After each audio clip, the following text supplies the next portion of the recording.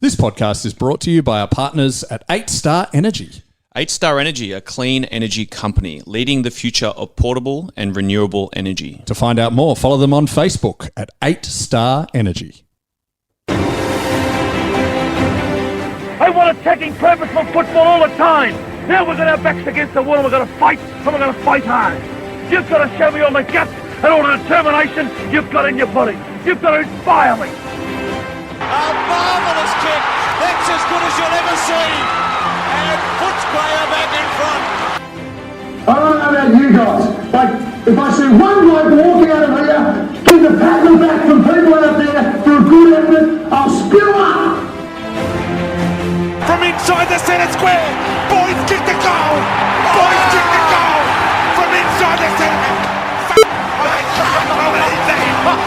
Hey folks, welcome to Danny Boyd, a podcast about the most wonderful football club in the world, provided you ignore our recent results. That is the Footscray Football Club, trading as Western Bulldogs. I'm Danny McGinlay. I'm with Tom Boyd. You got anything to say before we bring in the guest? Oh, I'm very excited to have this guest. So I think we met actually in person for the first time today, but I also did remember that he has coached against me in the EFL back in 2019 after I retired. Rodney Eade's with us today. Yeah. Hello, Danny. Hello, Tom. And I did actually meet you. You won't remember when you were the year before you got drafted as the kids, and you went to Collingwood. That's was right. Your club, and I was working at Collingwood. I remember you as I have very fond memories of that week. Actually, Yeah. It was good because I didn't have to do all the hard stuff, but all of the fun like one-on-ones and a little bit of kicking and stuff. It was good. Because I remember we met a year ago, I think, Rocket, doing a Bet365 malarkey. Malarkey. And I remember asking you, who do you go for? You coach the Swans, you coach the Dogs, you coach the Suns, and you said you've got a link to about half of the clubs in the league. Yeah, I've been at someone, or a mate's bagged me about it, but I've been at 7, I think, was the call. Clubs. 7 clubs. That's not something to bag. That's impressive. It's impressive. Longevity. And still friends with most of the people. No, anyway. So, so 7 clubs. So I've been around a bit. Can you list them all? Okay, I reckon I can give it a go. Okay, You played at Hawthorn, played at the Bears. Yeah, which ended up being the Lions. So really, yeah. so So Brisbane, that's 3. Brisbane. Swans, Dogs, Collingwood as an assistant coach, Suns. And North Melbourne. Oh, what was North?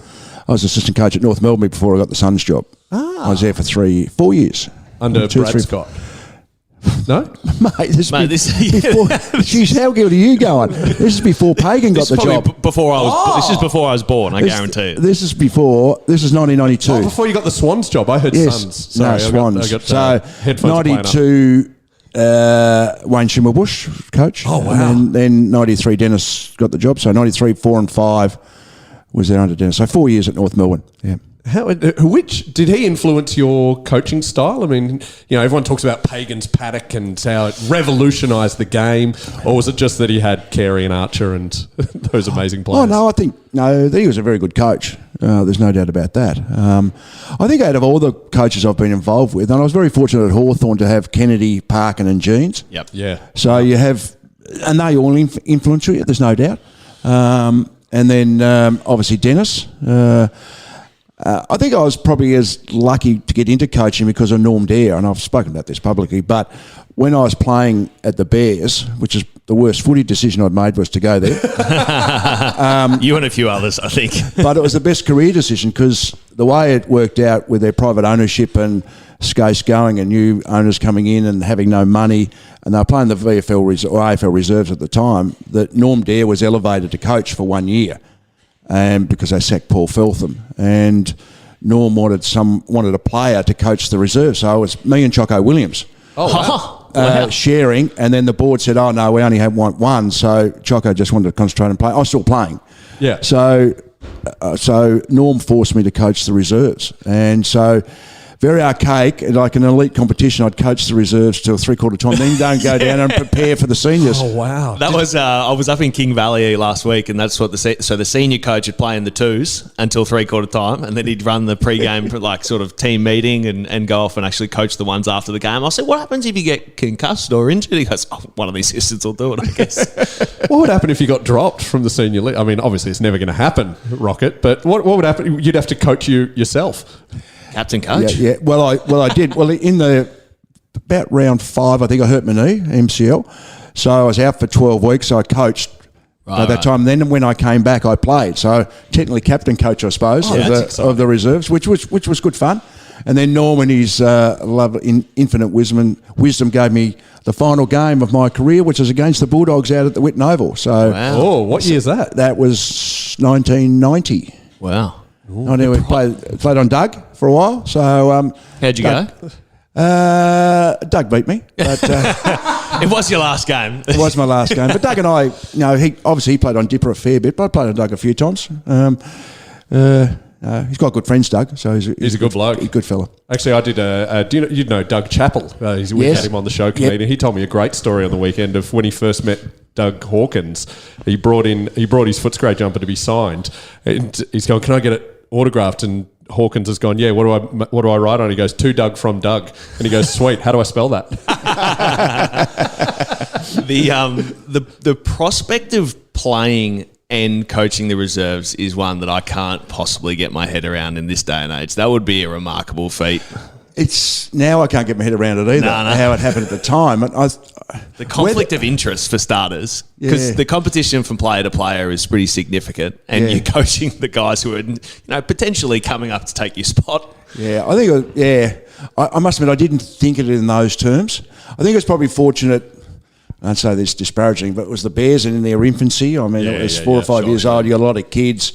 Like in the teams I've coached, Sean Hart, we're on the grand final in 1991. The reserves grand final? Reserves grand final. Were you coach? Yeah. Oh, wow. So Sean Hart was played there, Darryl White. Yep. So there's quite a few of the youngsters who came through actually coached in the seconds and knew them. So, it was very much a development group, if that's the right phrase. Yeah. It was enjoyable. I'm reading between the lines, Boydie. Rocket built the dynasty. Oh, you can go with that. I won't argue with that one. That was the start of the great success. Were you there when I've got a bit of a fascination with the Bears. They only existed as the Bears for less than a decade. Were you there when they changed their song? Because they had one of the worst, and therefore I never sang it, so I didn't know what the song was. We didn't win a game. It's a bit like Ben of the Giants, actually. Oh, yeah. Another great song. Because there was Dare to Beat the Bear, one of the all-time greats, and then it changed to the tune of Glory, Glory, Hallelujah by the You're getting too in-depth for me. I know you're a music man. I don't know. No idea. I'm just going to sit this part of the podcast out. You let me know when you get to when I'm alive. And then even more so when I can remember things, which is about 2000. So. All right. Well, let's go to your Bulldogs career. That's what we're here to talk about, Rocket. So you left the Swans at what year?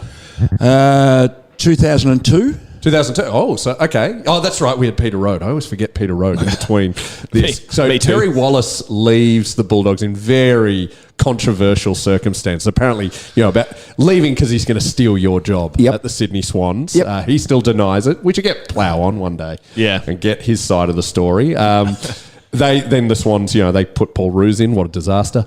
And when did the Bulldogs first come sniffle? Because we had Peter Road in very much a development rebuild stage. Yeah. So it was the end of 2004. I'd been made contact by Richmond, Adelaide, Hawthorn were up for jobs, and the Bulldogs. So I can't remember. I think it might have been Scotty Clayton who phoned me. It's been friendly with Scott for a while, but he was working there obviously and said they're interested in talking. I can't remember which club spoke to first. Well, I went for an interview at Adelaide.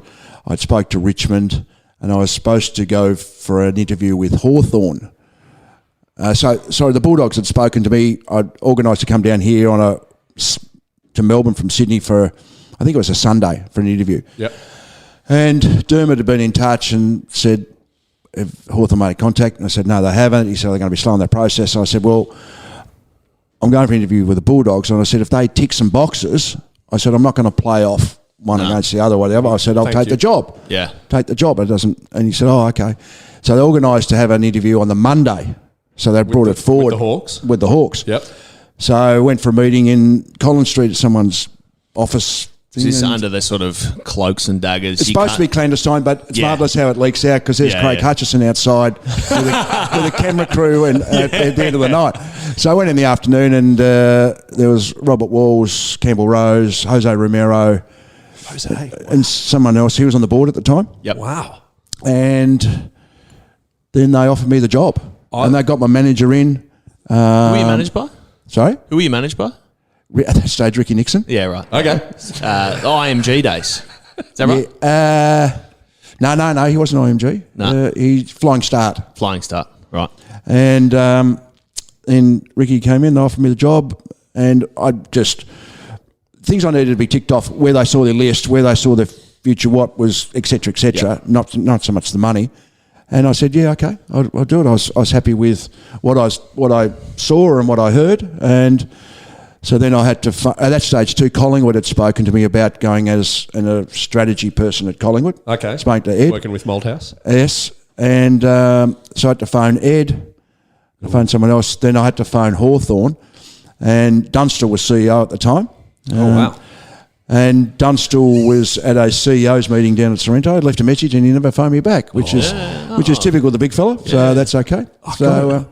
First of all, man, I would love to go back in time and just watch you leave that phone message just for pure schadenfreude of suck at Hawthorn.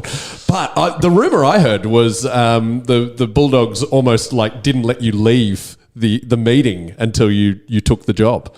Yeah, it was a bit of that, yeah. I don't think it was like I could have said no, but but they said, well, we don't want you to leave until you agree. So that's why get your manager in and we'll thrash it out. So it was a bit of toing and froing. So the actual interview process and talking to different people there, how long that goes for, a couple of hours, was probably another 2 or 3 hours before I left. So it was probably at night, 8 o'clock or something like that. Yeah. And how do did you have to prepare for that sort of interview? Are you like going in saying, all right, well, this is my game plan, this is what, and so and when you say you go through the list, are you going like, all right, number 1 is Matty Suckling, this is what his strengths are, this is what I do with him. Number 2, Bob No, I didn't go in that depth on individuals. It was me more asking them about where they saw their list and they saw their future, they saw their finances, what's their plans, et cetera, et cetera. So I asked them some questions, but they certainly grilled me. It was more about my coaching philosophy, game plan, development program, staffing. So that was a PowerPoint. In those days, it was PowerPoint. And you had the PowerPoint of it. Wow. It was still PowerPoint when they recruited me too, actually, except they had grades for them. That's where they'd gotten to. They're like, here's the players. They're A, B, and C at the moment. And then they're going to be here in 2 years. And I was like, well, I know a few of these players. They're not going to be there. Clubs can gild the lily a bit. There's no doubt about that. Yeah, it was really funny because a few of them I played a lot of juniors with. And I was like, look, these are good players, but they're not going to be A-minus players in 2 years' time. Like, there's no way. They're too short. They're too slow. They can't kick. Like, something's wrong with them. And what do they do when you say your coaching philosophy? I mean, is that just a one-sentence phrase? No, not really. I think there's some. I think it's different to each individual. I don't think. Now it's a buzz phrase heading, isn't it? Yeah. It's what contains underneath that, and it was more about some key words. And one of my key words, coach, is about improvement. Everyone should be looking to improve. It doesn't matter who you are, whether you're 30 years of age or whether you're 17. We talk about kids and we've got to develop, but you've got to put more time into them to develop them, and they need more coaching, even though some of them today don't think they do, but they know everything. What you're talking about. My generation's really good to coach. But they gave the example of Tony Lockett, who, not difficult to coach, not the right phrase, but he's a very strong-minded individual. And but at 31 years of age, what are you going to do? Well, he needs to tweak some things because he's losing. His main skills are diluting to a degree. Because he's not as quick as he was, and he's not as sharp, etc., etc. But there's ways you can improve to survive, and that's why, apart from talent, that's why players survive to their 32, 33, 34, 35 years of age. They adapt their game. Yeah, I mean, I'd say almost exclusively the sort of more veteran players that have played long times in one position. That the rejuvenation is usually a position change or an improvement in skill. I mean, I think about Bob going back Matty Boyd going back, which probably most people would never have thought could have happened. Pico becoming sort of a winger or a forward under Bevo's tutelage. Like those things really probably not only bought them another few years on their career, but actually gave them like a massive spike. Obviously, Bob was All-Australian. I think Matty Boyd, All-Australian. Yeah, squad. All-Australian, Definitely All-Australian as well. Yeah. It's pretty amazing how you can rejuvenate a player later in the career. Yeah, and players learn different skills of, how to use their body. At times they're not as quick, but actually smart where they run, and then they have their running patterns, a whole range of different things. You add layers to them. Sure. Where if you don't accept, and I think too, it's a mental acceptance that I'm not as good as I used to be. Yeah, players who don't accept that fall off the cliff pretty quickly. Yeah. Guys who can accept that and say, okay, well, I'm a key forward. I can take 10 marks a game, but I can't do that. I can't get off my man anymore. Okay, I accept that. If I can give a contest and I'm measured in contests, and I'm not going to kick 6 goals, but I can kick 2 and help with another 2 or 3. Well, that's a big plus. Do you reckon the acceptance of their skill set dropping off, or is it more like you're not as quick as you used to be? That's like a tough thing to swallow for athletes. Yeah, it is. It is a tough. Yeah, you're not as quick as it used to be. And it's interesting with. I think there's 2 things to that. One of the older ones is not accepting that things have dropped off a bit, and they want to argue. And the younger guns, where they've got to improve, and they go, no, I'm okay at that. Yeah. And I say, well, no, I don't think you are. Yeah, You need to improve your kicking. No, I'm a good kick. Dad tells me I'm a good kick. Well, Well, Dad may be wrong. That's a massive no-no going to the AFL. Oh, I did that too. That didn't work. Didn't go that well with Leon. All right. I'm just learning. Stop telling my boy he's good at footy. No, you could do that, but if he gets drafted, then tell him don't talk about my dad anymore. I think the thing with younger kids today more than it, they take it as a negative, as a room for improvement. And as a coach, your role is, apart from everyone to gel and have a game plan, is to try and make each player better. Now, to make you better, you've got to have something that needs improving. Yeah. It's not great. So I suppose the art of coaching today is probably how you get that across to that individual. But don't look at it as a negative. Look at it as a way that I'm going to get better. Okay, I can improve and become a better player. Yeah, the way I describe the issue with young players is it's not that they can do anything. They can't do anything. It's that they can't do it 80 times out of 100. Yes. Like they do it 30 times, 40 times. So the way I like trying to describe it to Danny, I think in the past, is if you have 100 moments across a game, the sort of 1st to 4 year players, generally speaking, will get it right half the time. The senior players will get it right, 80% of the time. And the difference in the age groups and sort of experience and complexion of the team, that's what makes the difference. Yeah. It's the old, like the game's just full of moments. You just got to win enough moments to win every week, pretty much. Yeah. So who was the best player you ever coached in regards to reacting to how you were guiding them? Well, I think you've always got a soft spot for guys who technically don't have as much talent or perceive don't have as much talent. They're the ones that are more receptive. Boydie's always been a favourite. Daniel Cross, Dale Morris are probably the 3. Nice. Yeah. 3. I probably could have guessed, I reckon. Yeah. Those 3. But you have a look at Dale, and you play with Dale. I mean, Dale's a superstar. Yep. But a superstar person, like, you give him, okay, and he'd come and ask questions. Okay, where else can I? So you're searching for knowledge and information about how he can improve, and he try and implement it all the time, and always with a smile on his face. Yeah, and later, I would be interested to hear what Dale was like when you coached him, but when I played with him, he was 100% how do I make the young boys understand all of the things that I've learned. And he was the most kind, gentle, giving feedback person, which I think for the younger guys was really, really good, because Matty Boyd was coming off his very direct, angry stage when I got there. He was actually much more amenable to change once I played with him. But yeah, his feedback was a little bit more direct. Murph was probably at times too, but Dale was very sort of, come with me, I'll show you the way. Yeah. This is how we get better. Work with me in the gym. This is how you live. He did it for a lot of players. Was he like that when you coached him? Well, he got his first game in my first year, and I didn't know anything about him till I got. So you didn't draft him. You weren't receiving his VHS. Well, he got drafted while I was there, but I didn't know it. I didn't know who he was. Okay. I had no idea, never heard of him, and it was on the back of Chris Bond and Leon Cameron had seen him play at Werribee, and said he was worth to put on the rookie list, and I was. What a career! I didn't argue. Yeah, and. What was the question? Well, just how good he was, and how amenable it was. It was certainly amenable then, but he didn't ask questions. He just did what he was told, and then he got he in the gym and he worked harder in the gym and his body, and he had a good turn of speed. Anyway, he was really quick. He was competitive. Great closing speed. And it's just an acceptance, and it's interesting. Some blokes, you talk about kicking, they'll kick it 3 out of 10, they'll hit a target, but it'll be a bullet. And they go, geez, I'm a good kick. Yes. And I say, well, you're not a good kick because you're making too many left footers in my experience.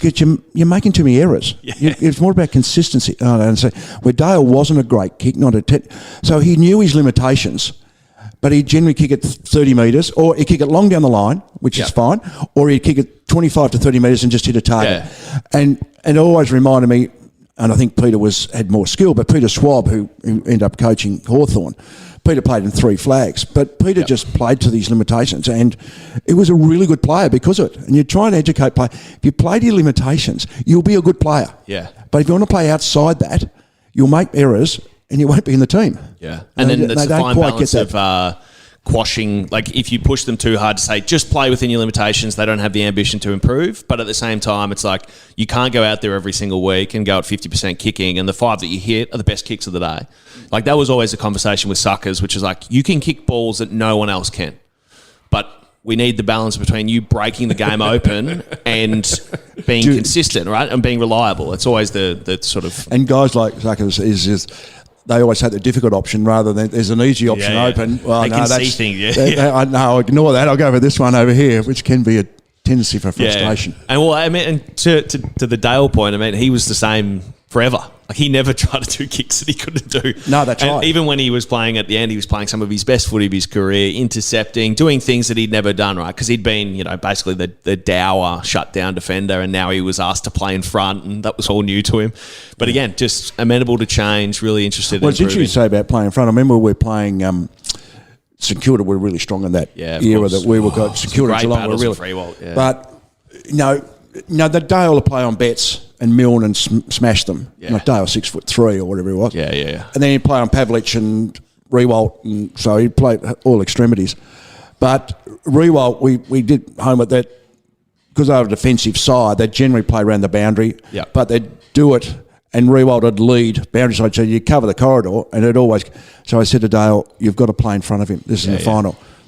And that was the final we lost, but 2009. Yeah, and he played he played really well. But then a Rewalt, did he? They adjusted. Dale did, yeah. Dale played really well. Then they adjusted. They just kicked it a bit longer. A bit longer, and didn't go for those short passes. But the way Dale can adjust to any instructions. I don't know if you can tell, Danny's obviously I'm fired. He's up and about. He's a one-eyed Bulldog supporter. And I'll still see the umpire from that guy. Yes. This is it. This is Shane McInerney. Is that his name? All right. Do you know, I had an idea, Boydie. This is just an on-air meeting we're going to have. We should have a series of Danny Boyd in the off-season called Villains.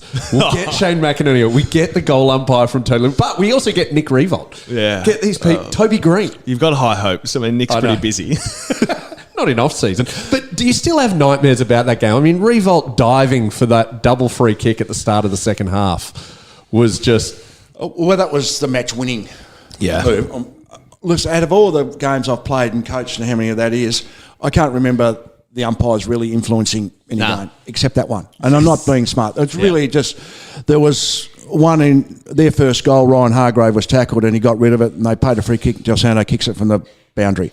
Acker's out of bounds, deliberate. 150 metres. But the one was the Rewalt one where Brian had been warned. Brian was terrorising him a bit, and this is what Dale told me later. The umpire had warned him, so listen, leave him alone. So of course Brian just went up and sided to him, and Rewalt's done the dive. As you would do, you got to try and milk it. It's up to the umpire to make the decision. And the umpire paid that free kick. We were, I don't know what we were at half time, maybe 12 up, 15 up. I don't know what it was. And they got a goal before the siren, before the bounce. And they got it out of the centre and got another goal. So all of a sudden it's back to even. Momentum's gone. Yeah. And how are you and McInerney? No, I've seen him. I'm okay. I mean, I don't have nightmares. It is what it is. You can't change it, so there's no good. Didn't he apologise? Is that what you told me? I don't know. It was heartfelt. But he did. You live and die by the sword as an umpire. You make your decisions. Just look. It's a tough game to adjudicate. Oh, and they've got a tough gig. But and look, I mean, obviously I'm a fan of the Dogs now, but as a forward, like you said, you try and get absolutely every edge you can because you don't get given many of those. No, that's right. And when you get them, you take them and you smile because most of the time, the game is definitely slanted, I would say, or at least probably even more so back then it was towards probably the defensive side of the game. No doubt. Yep. Yeah. And nowadays it's tipping a little bit more to protecting forwards, which, everyone wants to see scores. So. But I do want to give a shout out to my 8-year-old who took to the Freo game on Saturday, and he turned to me halfway through. I was a bit upset with a couple of the decisions. I may have said the phrase "you're off your head" at high volume. It's a football classic. That It is. I always try not to swear because that always crosses the line. But what always gets a laugh if you just scream at the top of your lungs, "I disagree." But my son just turned to me and he goes, "This isn't an umpire. He's a dumpire." I'm like, how have I never heard that phrase? Yeah. Have you guys ever heard it? No. I think that's good. It's a Teddy McGinlay original. Yeah. And it's also kind of nice as abuse goes. Absolutely. And look, there's a lot of talk, obviously. We do need our umpires. Like, if we don't have them, it's going to be pretty tough to adjudicate games. And I think it'd be difficult for them because even if the Bulldogs are playing St Kilda or Collingwood and there's hate 50-50, the umpires have got 8-0-100.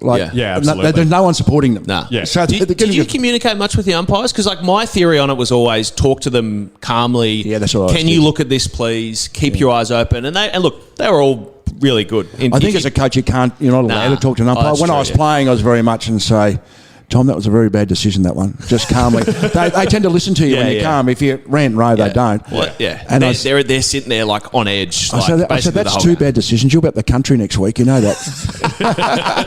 They didn't have a match review panel for the umpires back then. I don't think they watched fishing. I think one of the biggest things they need to do is let the umpires talk to the media and justify their decisions and let us see the personalities. Like Razor Ray, I used to not like him, but then he started doing media and I realised how funny he is, or when he was mic'd up, and now I love him. Yeah. So, if he makes the wrong decision, I can see that he's a human. And obviously I'm mad at the time, but you don't hold a grudge. But they do that with everyone, right? Like, that's the great thing. I don't know if you know, Rodney, I just released a book, Nowhere to Hide. Have you? Yeah. How's it going? I'll let you know when the sales numbers come in. But no, it's been received very, very positively. And the whole point of basically when I was writing it was, this is all the stuff behind the scenes that you don't see when you look at a footballer. Because as you know, or a coach for that matter, there's very few moments that you get exposure to these people as people. As a coach, you're fronting the media, and often it's in difficult positions. And likewise, you look at the umpires; they're just the guys running around in yellow or green or whatever their uniforms are, and the players are the same. And sort of getting that human connection with them is very difficult. It is, and I think Danny's right. If it can humanise them, it'll make it better for them because they do make mistakes. Players make mistakes. Coaches make mistakes. But if we can humanise that, and I don't know how to justify their decisions, but at least gives them a forum to say, I've made the mistake. They owned up to some of them. Yeah, right. But obviously that's fine. But you have to curtail that. They couldn't own up to all of them because it makes it look bad. But by the same token, give them some positivity. I mean, you're always still going to get the crazy supporters, no matter what it is, are always just going to abuse them. But at least it humanise it. And I think the discussion with players, as you were saying, in a calm sense, I think it's great as well. Yeah. Yeah, I don't think I think the whole, communication with umpires or whatever what's the rule they may have brought in this year? Dissent. That's like, you have to be able to communicate with umpires. Yeah. Like, you have to be able to. Now, I'm not saying you should be able to abuse them, and if you swear and carry on, pay 50. Like, and do it early in the game, set the standard. But if you can't go up to an umpire and say, mate, Dale Morris is holding me every time I go near the ball. Yeah. Can you have a look at it and see if there's anything there from your end? It doesn't make any sense. You actually want them to be more communication rather than less, I would say. Not negative ones, but again, they've got the whistle for a reason. It's just that dissent rule did my head in. Yeah. All right, enough about the umpires. I'm going to go straight into the listener mail because there is a lot of chatter from a lot of people. I want one great question. We're going to ask about Jason Ackermanis. And I could see the grimace already. No, I've done my hamstring, so I've got a bit of pain. Is that why you were living out the stairs? Yeah. How did you do it? You still kicking balls at training? No. That's how hard he's going in the podcast. It was at Scotch College. So I'm doing a bit of Scotch College as well. And I was talking about a kick-in drill. And I said, listen, I'll actually block the bloke on the mark. I've moved 2 metres, that's all. But he got around me, so my mind kicked in, so I twisted very dramatically and then tore my hamstring just by twisting. And it's a good one too. So, anyway. Coach to your limitations, Rocket. Exactly right. I don't know my limitations. Well, I'm just interrupting listener mail, but that was actually a big issue. Like when assistant coaches would get injured, it like drastically affected their ability to do their job. Oh, really? Well, because if you look across the league, like most assistant coaches, senior coaches not so much, but assistant coaches in particular are young, fit. Yes. That's because they train with the boys pretty much every day. They're either training or they're on the mark, to your point, which is always a good place to get injured. They're doing, like they have to be fit. And if you hurt yourself, like I remember, I think Gia hurt himself once and Bubba hurt themselves once. They couldn't do half their job. No, that's right. Genuinely speaking. And I would think at Bubba he's a bit older than the others too. Yeah, so he is. More prone to it. He still keeps up with them somehow. He can still kick, mate. Yeah, it's a beautiful kick. He's never lost that, and he's great at training people how to kick, to your point earlier. Danny, listen mail, sorry. Jason Ackermanis. And this is, a few people ask this. Well, there's lots of just generic, ask him about Acker and everything, but one particular question I want to ask. Why didn't you let him do the handstands? He did it once. Okay, we brought him in 2007. We beat the Cats, 2007 Cats, round one. He does the handstand, and then it's revealed in the media later in the week. The club have said, "No, we don't want you doing the handstand. We want the handstand." Well, you should have read the media at the time, Danny. It was explained. Yeah, but I don't believe the media, Rocket. Tell me the that's a fair point. I must admit, personally didn't have any issue with it. Oh, cool. So it was the time that the club decided to bring leading teams in, the great leading teams. Yeah. And the Cats were using that, and they went on to win the flag. Yeah, and the Swans started it. The Swans used it. Hawthorn have used it. But it's changed names and stuff now, I think. Sorry? I don't know if it's still in existence anymore, leading teams, or if it's now changed. called the Crows pre-season camp. They might have to change that name as well. Yeah. Anyway, part of that is open and honest feedback and all that, 360-degree feedback. And anyway, so someone brought up, and I won't say who, about the handstand. Yep. And there was some players were viewing it as an individual act, and because we hadn't had success, it's about let's perceive it, let's get across it with team. And I don't understand that point of view, but that wasn't totally unanimous. But there was more than 50% voted. Yep. No, I don't know what the vote was. So they voted. I would probably, honestly, as a player, I would probably not be super keen on it. No, that's right. And especially if you're not going that well. It's just an easy mark. Yeah, because the supporters love Jason of the club because of his personality and his exuberance, and he's something different.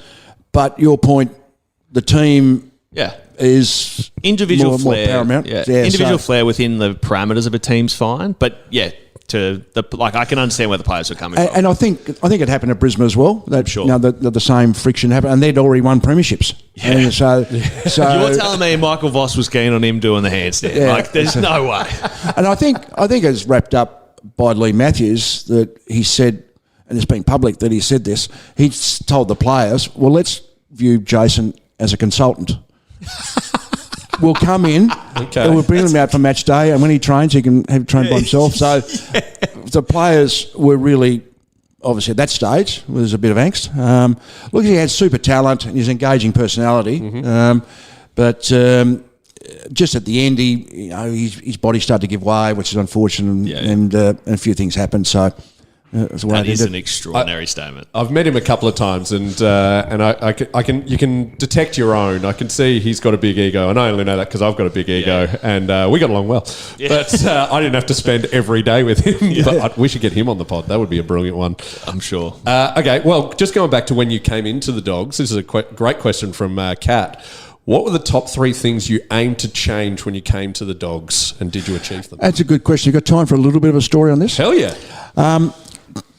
Having come from Sydney, where probably we're a defensive team, had the flood and all that sorts of stuff. Yep.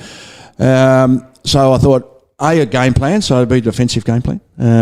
I didn't know a lot about the players. Knew there was 5 guys that played 200 games, and there was a lot of youngsters. I didn't know a lot about them, but hopefully develop, get them bigger, stronger, faster, that thing. And there was something else. But when there was a training session on the November, and it's on the Saturday morning, as I said, I didn't know many of the players. So we did a bit of footy, small-sided games, and etc. And then I got the group, there was 40 players, and I said, can the senior players go to my left? Can the rest of the players go to my right? how many would you think would go to my left? How many would you think would go there, and how many would you want to go there? Well, I reckon it's less than I think, but probably 12 to 15 of the 40, I'd say. And you'd want 40 though. Yeah. You'd want 40 even though... Oh, it's like senior team players or senior players? Senior players. As in, yeah, okay. So I'd even want a kid who's just got drafted view himself as a senior player. Yeah. An elite level.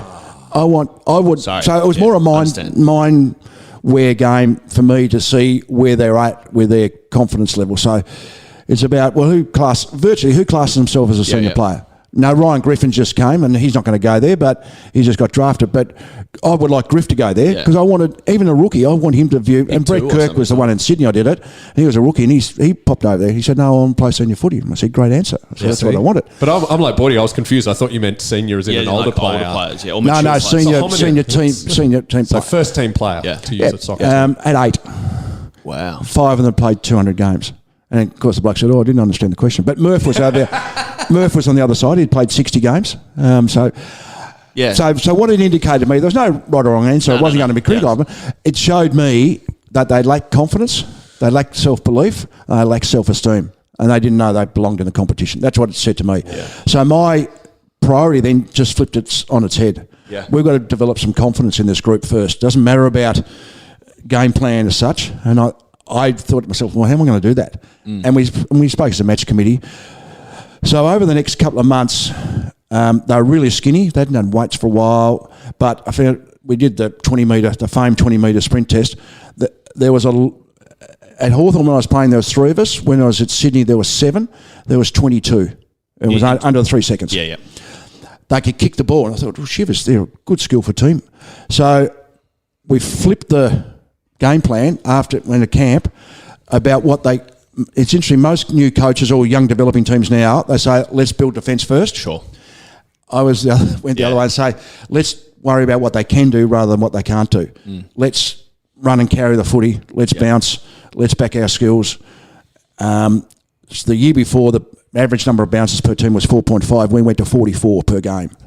Run and bounce. That's awesome. So we just took the game on. And I don't even remember the footy we played. We won 6 of the first 16, so 6 and 10. Yep. But I was still happy with where we were at as far as going forward. Yep. Then we won 5 of the last 6 and missed out in the final by Jeff White kicking the goal against us after the siren. We missed by 2 points. So we won 5 of the last 6. And I thought, okay, then that's ticked off. Now we've got that's 2005. That's 2005. Yep. So that's ticked off. The confidence of the group's where it should be. Let's develop a bit bigger bodies. We need to get more contested, et cetera, as we go along. And then 2006, we start brilliantly. Remember Boydie, you won't remember this, but the first game of 2006. Geelong. Richmond. Oh, Richmond. It was Richmond who were the absolute favourites because they, I think, finished 2005 somewhat strong, probably finished 9th. But they were just like, they're going to take the next level. It was so Richmondy. We won by over 100 points. Friday night, opening game of the year. It was so good. And then we knocked off Essendon, Demons. It was just really, really magical. And then later in the year, we win our first final in forever against Collingwood. And it was just such an amazing... And everything. And then we got Acker. What happened in 2007? Because we had a bit of a dip year. We did have a dip. I want to relate it to this year where we're clearly having a dip year compared to grand finals and stuff. I can't totally remember. I know we had a lot of injuries.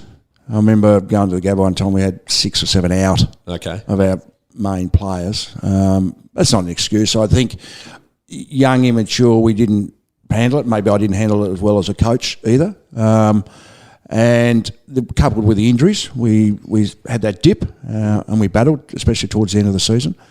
But it was a really good pre-season going to 08. And part of my coaching, when I came to the Bulldogs, I wanted the players to own where they wanted to head, have some real say. Yep. It was interesting, that lack of confidence. Both Murph and Gia come up and said, that's all great, but can you just teach us to win? We just want to win. In other words, you just coach us. Yeah. Oh, okay. You just coach. But slowly but surely, so even though we had a bad 07, by 08, the players were having more confidence in owning the team and having a voice and having a say. And I think they got together, led by Brad, but obviously Boydie and these sort of guys. Okay, this is where we want to go. And they had a really good pre-season. We won the first game of 08. It was a high-scoring game against Adelaide, which was Brad's 300th, I think. Oh, one of the best games ever. Like it was 22 goals to 20 or something like that. It was crazy off the charts. This is why I was a big Bulldogs fan, passive fan back then, because just watching the Dogs play through that era was just chalk and cheese. Well, that's to on the back else. of what they try and get what they can do, and then we built a game plan around that. So we flipped the game plan, but. I don't know if you remember. There's a funny story about Brian, and you'll probably get to Brian Lake at some stage. But, We will. but I did a function with Brian and the Bulldogs the other way, and a really good relationship with Brian. People blow it up in the media but that was the needle he responded to, and I kept on saying, like most of them need a pat on the back. Brian didn't. If you pat Brian on the back, he got comfortable, Brian. Yeah. Was it a focus thing for him too? Because I played on him once when he was at Hawthorn, and he took 7 intercept marks. He's a fantastic player. I also had 5 shots on goal because he just wander off the ground. Yeah. You know what I mean? Yeah, I looked up once and he was 150 metres away from me, and I was by myself in the 50. Yeah. Like, what is Brian doing? He was like that. But I don't remember we played Hawthorn in Tassie, and we're both undefeated after round 10. We'd had a draw against Richmond. Great game. Which one Nathan Brown celebrated, but it was a draw. That's right. But we were playing in Tassie, and it was always on Brian about, in those 2008, it wasn't the zone defence, and just about to come in. But Brian just let his man lead up, no, I'm not going there. And Brian would take it up, and they'd open space for him. And also, he had good speed, Brian. I said, well, run and carry. It wasn't a great kick, but have it run and speed, and then kick it. So he got momentum. And you can pass the ball, but he'd kick off one step. He always kick on it. I don't kick on your left foot, Brian. I can actually imagine the one-step kick from Brian. That's how much I watched the Dogs of this era, and just, And he'd go, I bug it up. Oh, no. Anyway, we're playing Hawthorn down in Tassie, and it's a really good... And three-quarter time, we're a couple of goals up, 15 points up. So it's quite tense. The boys are up and about a bit, so I'm walking around the group, and I get this tap on the shoulder, talking around, and here's Brian. He said, did you see that left foot kick I did in that third quarter? It was a bloody good kick, wasn't it? I said, piss off, Brian, will you just leave me? And I was just about to start laughing, but I couldn't laugh in front of the players. So I had this smirk on my face, and he knew he had me. So. Yeah, the thought process of going up to a senior coach at three-quarter time and saying that is just extraordinary. Like, I don't know anyone who would do that.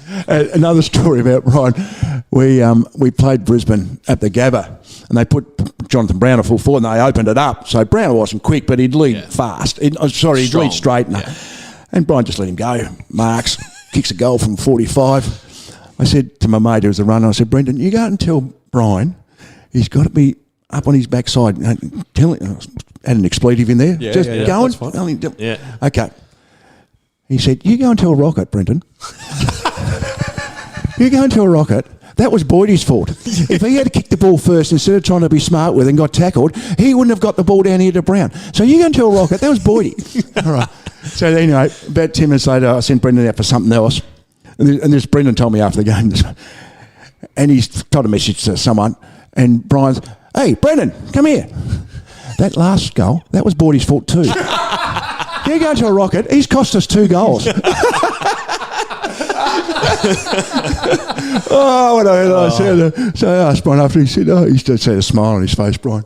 So it's good. So just with 2007 and how you managed to avoid a slump, what advice would you give to if you were called into the Dogs as a consultant or whatever? Now we've had a disappointing year.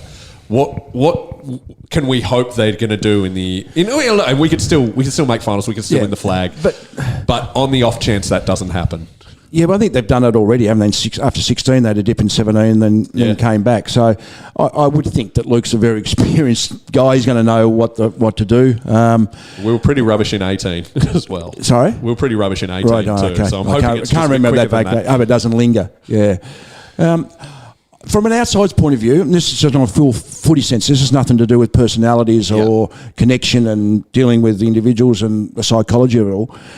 I think footy evolves so quickly. I don't know whether the Bulldogs have evolved their game over the period of time, which is or keep the same handball and their mids, but add some layers to it. It seems to be, and I think teams, have worked them out, but really concentrate on what their one wood is, and I think they can keep their one wood. I don't say you throw that out but I mean just add layers to it so there's different ways, so they're not as predictable at times. Yeah. I think the other thing is, like, I've never seen a change in the rule set affect the team as much as it affected us in 17. When they removed that third man up. Third man up, yeah. Like, and, you know, we found I know exactly how it happened. And it happened 4 weeks before the season started. Like, which through our entire... It's crazy. Like, it was one of the most insane things. And it was all backed on, like, you know, basically we got told as a group, it's like, this is what they're talking about, but, like, there's no way they can put it in now. Like, it's too soon. Too close to the season. Like, the next day. It's in. Oh. And you're like, how... This is, you know, months after trade period is done. Like, how are you supposed to adjust your team composition? Yep. Especially when you're playing... Like, we played undersized ruckman, you know, basically the entire... We're still playing undersized ruckman for the most part at the Dogs. My question to you are based on, like, the rejuvenation thing is... One of the things that I think... I mentioned to Danny actually this morning is... It's much harder to tell a story the 25th time or to rejuvenate a group of people the 25th or 27th time that you do it, because you do need to do it through the season as well often, as opposed to when you first come in and it's fresh and it's new and it's exciting, no doubt. The expectation is lower. How did you find, because you obviously accomplished it, how did you actually get that rejuvenation after you've been with a group for a time and it can be stale and it can be similar? What was the sort of levers you pulled to get? I think I'll go forward a quick step. I think I failed on that at the end at the Bulldogs because I had the players had achieved a bit. I stuck with them a lot. And looking back, I probably needed to turn that list over earlier. Sure. So from a selfish point of view, have new ears. Yep. I was having the same ears, but they were probably, for a club point of view, and I think Clarkson's did that well at Hawthorn, even though they got a bit of angst with the older blokes. It was the right decision to move that. So I probably needed to revitalise the list earlier, from my point of view. But I think you can tweak the message. Changes to the game plan are always refreshing as well. Yeah. Or add layers to it and you say, oh shit, this is new. This is new what we're doing. We're practicing new. Okay, we're kicking short more, or we're running overlap handball rather than just kicking long, or our entries inside 50 are, we've got some patterns and some method rather than just get it in there and see how it goes. I mean, some whole range of different things you can add to that, which you give players more responsibility as well. Have to give them more, so they own the team more. And I'm a really big believer in that. I mean, people get told what to do all the time. In the end, you get sick of being told what to do. If they can own it and they can drive it, and as a coach, you can still mould that the way you want it, where you want to go. But by the same token, some good ideas will come out of it. Yeah, and that's even if the message is right. If even if the coach is saying the right thing, if you've been with them for a long time, it's very hard to go, I'm inspired. Yes. Yeah. And I think when Luke came in, the thing that he basically did, which was kind of similar to you when you got to the Bulldogs, which I found really interesting, is basically said, you guys just need to learn to play football together. And you need to learn to play to your strengths. Yeah. We don't need to go and do this revolutionary change your physique. Or I know that you had that, but it was more like, instead of running and doing all these laps, because that's what you've been doing for the last 4 years, is just getting fit, you're going to go and actually play football together. And the whole preseason is learn to play, learn to connect. The best players will come out on top. What would you say was the sort of the reasoning behind, you think, hanging on to those players a little bit too long? Because I know you were talking about players needing to always want to improve, and is it just sometimes it's just time, right? It is, and I think there was a few on the way. And I don't think all of them, but maybe some staggered to when they were really maybe on the wane, to be able to put some younger kid in. And I think and it was just some confidence in them. I think had some confidence, had some chats with them, had belief in their because they've done it before. They were a really honest group. They were a really honest guys. So you got a bit of trust with that as well. So you're always thinking that they're like, maybe they'll they've had 4 or 5 slower games, but next week they'll come back in. Probably not even that, probably 2 or 3. And it was just, or they'd have a good one every third one. Keep you. But I just, looking back, being critical myself, that probably I just needed to make the hard decision, which I wasn't afraid of, but I just had confidence in certain players. Yeah. I'm talking of players, sometimes you have the messaging too much. One story that we've talked about here on Danny Boyd, when you went to Baldwin, there was apparently, according to legend, a certain player I won't say who, but he's in the top 3 of AFL players who've been on Big Brother, who was getting a massage playing for ball. And you walk in, you've had him before at the Suns, and he saw you. And Daniel. Never saw him. His name never rhymes with saw orange. Never saw him at ball. Apparently, you came in and he went, "Oh, I can't deal with Rocket." Is there any truth to this story? Well, I never saw him at ball. Right. So I think the reason was that Marty Pask was his manager, who coached Nord. Yes, still does. Martin was coach before I got there, Yep. and Martin was moved on. And I think there was a bit of angst, with the club and with me, and I had nothing to do with it. But I think there's a bit of hope. So once I got there, I think the players that he managed were ones, okay, I'm going to go. Okay, all right. That's not as good as the story. Not as funny. The story is funnier. The truth has really ruined that story. All right, let's go a few. It actually makes a lot more sense. Many people have asked about Will Minson. And by the way, my favourite insult of all time, the dumbest smart bloke ever. So, because I'm very proud of my boy. For an 8-year-old, he's already smarter than me with a lot of academic stuff, which isn't that hard. No. But he's 8, so occasionally he does leave his shoes in the middle of the floor, and I'll just go, "You are the dumbest smart bloke in this house." Everything. But people just asking, what was your reaction to that spray that got leaked? Is it real? Look, it's real, but it's doctored in the fact that it's over 2.5 hours of a game. Right. So it's it's been squeezed into a minute. That's called a Frankenbite in TV Yeah, world. it's probably even less than a minute. So it's and that's when I first heard it, I was embarrassed. Yeah. I'm sorry for Will because at the time Will didn't know about it. No, there's only people in the box. Yeah. And I think the biggest indicator, like everyone has spoken to me said that they like it and said it's funny, but I didn't find it that funny. But was when I'm going off my tree and saying, get him off, and Leon said, "Shut up, Rocket. I can't hear." And I went, "Oh yeah, okay, no worries." And that's what it's like in the box. Yeah. And so all the That's time what you the can say, assistant coaches do and there for. I could be up over anxious and then just drop it down in 2 seconds. Yeah. Go, yeah, okay, no worries. Yeah. I'm lucid and clarity. Yeah, no worries, mate. But they just squeezed, which they're going to do. They just edited it so it made it like it was just ongoing. But it's over 2.5 hours. Was Leon that person for you? I mean, every coach almost needs one in the box, right? Yeah. Just pretty much the calm head to say, just relax. Because the thing I always try and tell people is you actually want your coaches to be emotional and creative because that's the only way to be the best. Because it's a creative game. Yeah, and I think what's happening now with the TV camera so invasive, and I found it when I was coaching, they don't want to be perceived as that. Yeah. So they're actually their mind's going to that angle, not on the game. And you can see them look at the camera and go, I want to say something. I better not say something. Or have their hand over their mouth. Yeah. Whatever.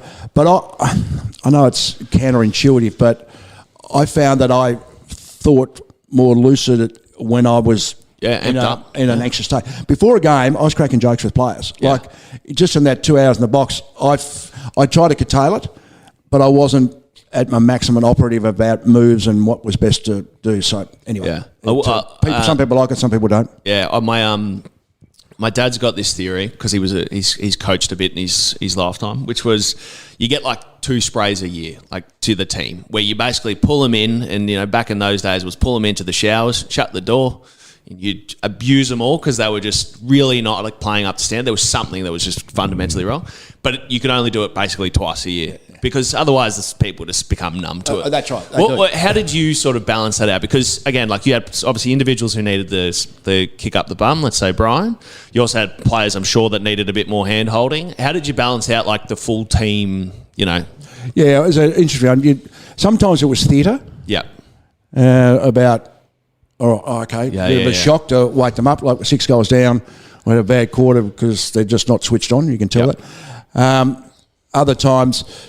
Individuals, I generally in front of the group didn't really harangue individuals, but it'd be more about, boy, we need more from you, we've got a lift, etc. But I put everyone calls them sprays, but challenging words were in a box of bit of theatre, couple of theatre. There'd be some that were called for, and you and you mould that to suit the group, and other ones it'll just be a full on but you only have a couple. You only have 2 or 3. Yeah, that's it. So. Yeah. But you generally think about it before it happens. Yeah, and I think this is where you're greatly mischaracterised. Yeah. The obviously the nickname Rocket, and like just my memory of you coaching was all they spoke about was how angry you were. But I can't imagine that's the case, because the team wouldn't have been successful knowing how football clubs work. And I think that the actual fact that when you talk about the actual emotion, the actual 3 types of sprays, quote unquote, but also the fact that you do think about it when you're walking down the race to go, okay, this is what they need now. Yeah. Not, I'm just really angry, I'm going to yell at them like a petulant child, which I think the media do a terrible job of representing. And that I had a pretty good relationship. I like to think I had a reasonable sense of humour. Not as funny as you, Danny, but he gets paid to be funny. So you'd have jokes with players and talk about their footy, have connection and that sort of thing, and have discussion. I was probably a bit more distant from the player I tried to be than maybe what they are now, but that was on purpose, especially some that I was reasonably friendly with, like Brett Johnson, all those sort of guys. You'd be really friendly with them. And what I found with the Bulldogs players more than anywhere else, how generally most of them were honest about their performance. There was a real reality amongst them. That's good. So you didn't have to... Yeah. I mean, with the sprays, it was more about Brian was targeted because... and in the end, I said to Brian... Brian, I'm sick of doing this. Yeah. And he said, I am too. I said, well, can you just do what you're told? Can you just, I said to Callum, can you just do what your teammates want you to do? Because they'd get into him as well. Yeah. He said, yeah, okay, that's a good idea. Okay, yeah, no worries. But that was, and I said to him, I said, every time I give you a burst, I said, I get a response. Yep. I said, what does that tell me? I've got to keep in you as a cattle prod. Yeah. And I said, I don't want to do that. Nah.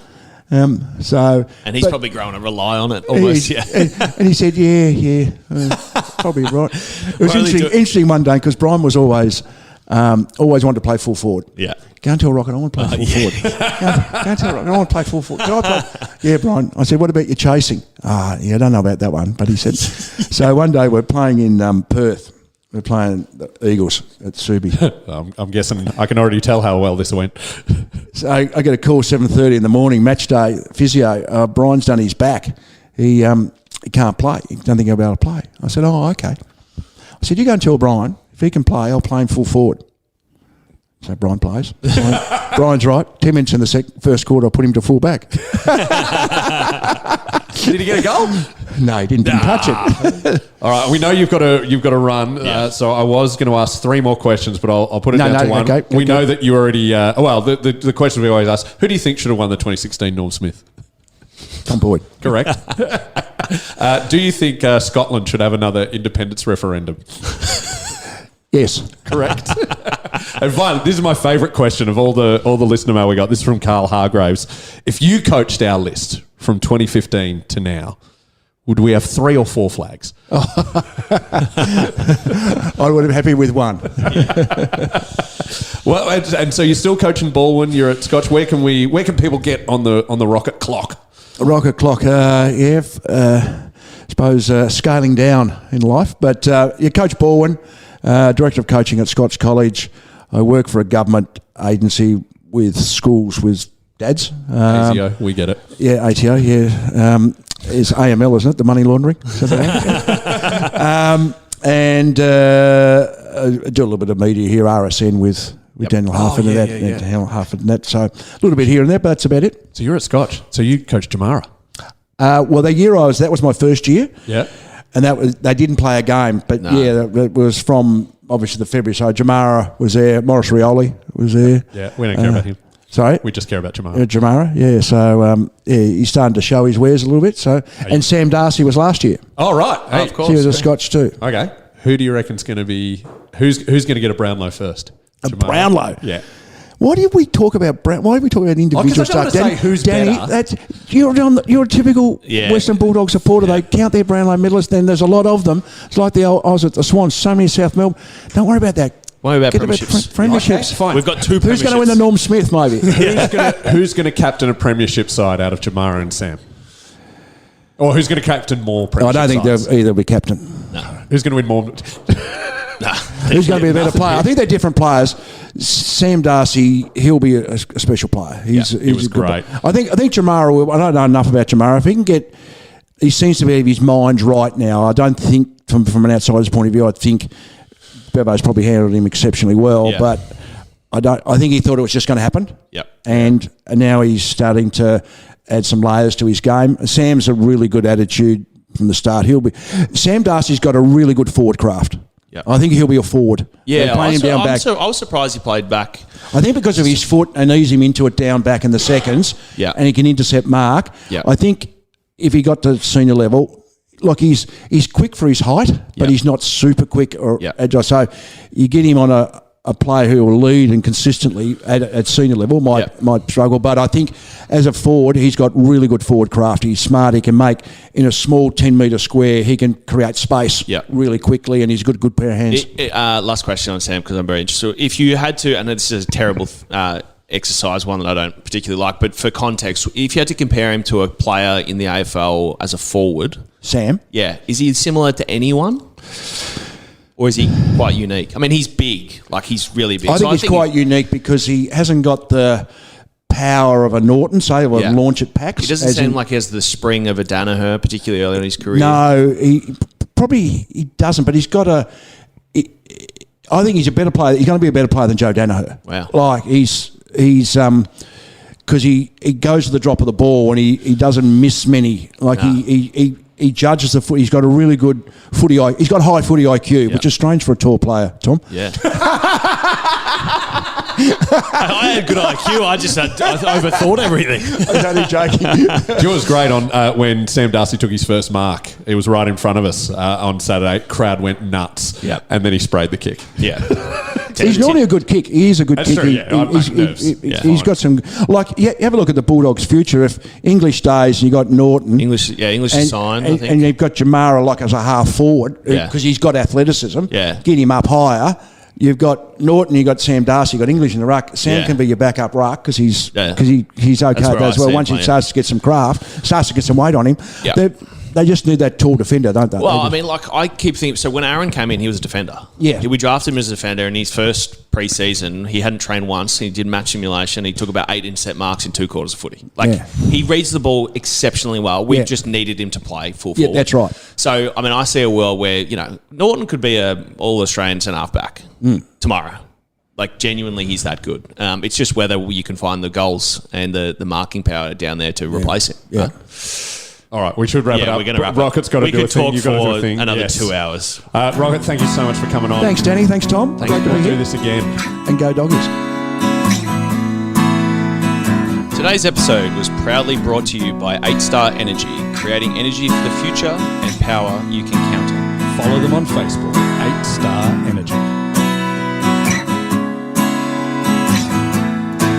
I gave my childhood to that role of the red, white and blue sea, and the knowledge that you had to love the Bulldog boys and me. 20 years on, I feel that longing hanging in September air. But the reason I go every week is to pretend you're still there, and they will find the glory one day, and I will throw it at your feet. It's a long, long road they're running for you, the dogs of Footscray streets.